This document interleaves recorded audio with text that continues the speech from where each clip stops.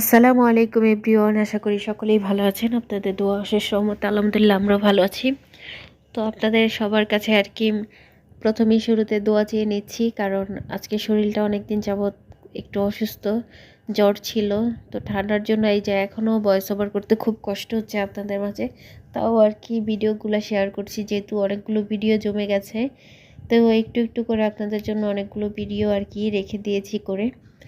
তো এটা আজকের ভিডিওটা শেয়ার করছি, এটা হচ্ছে 12 তারিখের ভিডিও। আজকে আপনাদের মাঝে আপলোড করতে যাচ্ছি।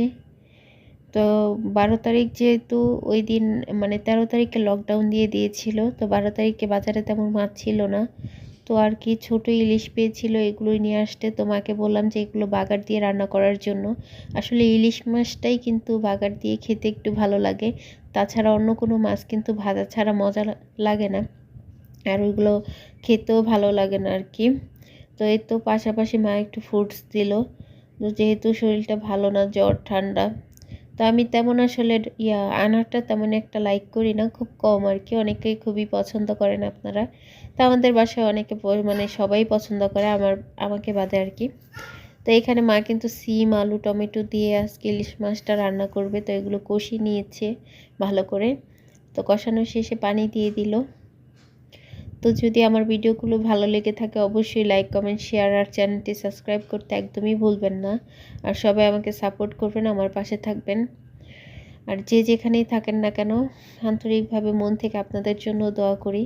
কারণ দেশের পরিস্থিতিতে যেই খারাপ, বাইরে বের হওয়াটা অনেক রিস্ক। দিনে দুপুরে আসলে রাতের কথা বাদই দিলাম, দিনে দুপুরবেলা বের হওয়াটা অনেক টাফ।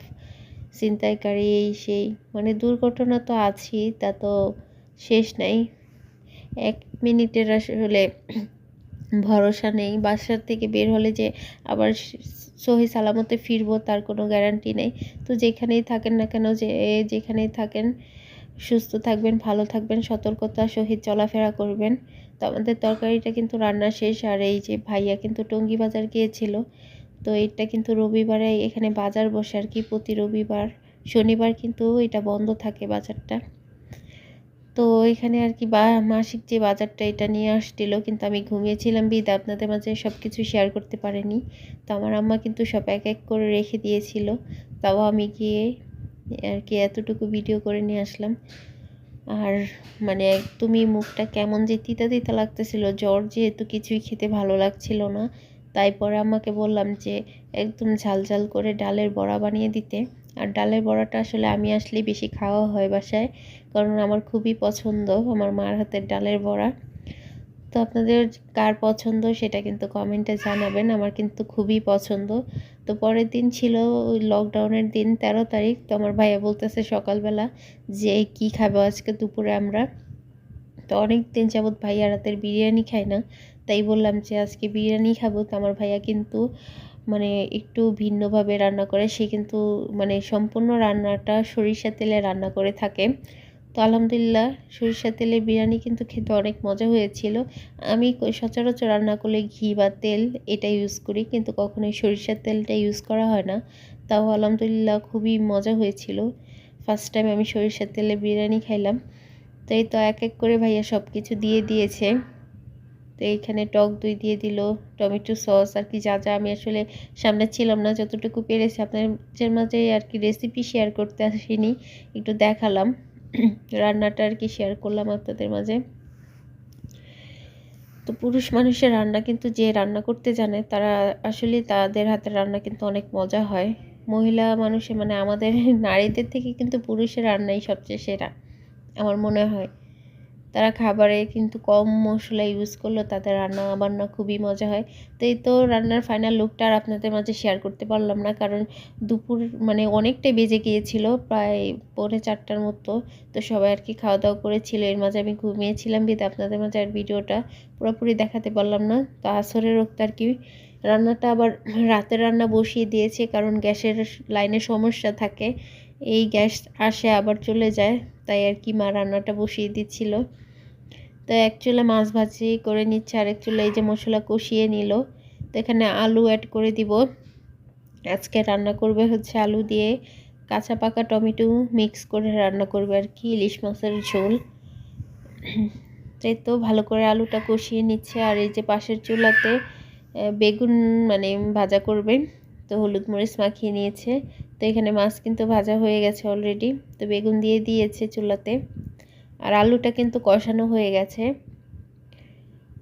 তো 50% কিন্তু আলু সিদ্ধ হয়ে গেছে। তো এখন কাঁচা টমেটো দিয়ে দিবে এখানে, পরে ওইটা 5 মিনিটের মতো একটু নাড়াচাড়া করে পাকা টমেটো দিয়ে পরে পানি অ্যাড করে দিবে।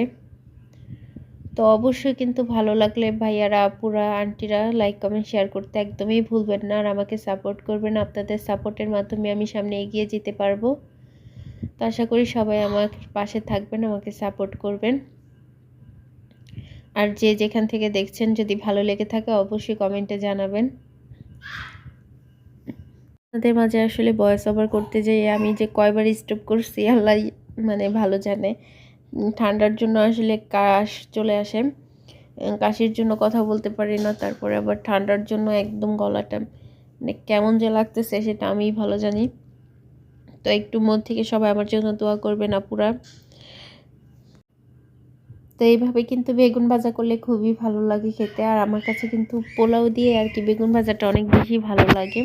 তো যখনই আমার মা আর কি পোলাও রান্না করে তখনই কিন্তু এই তাল বেগুনটা ভাজা হয় আমাদের বাসায়। আর এই বেগুনটা সবারই খুব পছন্দ আমাদের বাসায়।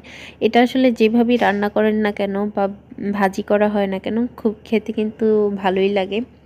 তো এর পাশাপাশি কিন্তু আমার তরকারিতে এই যে রান্না শেষ, ধনিয়া পাতা দিয়ে দিব আর একটু ঝোলটা কমিয়ে তারপরে নামিয়ে নিব।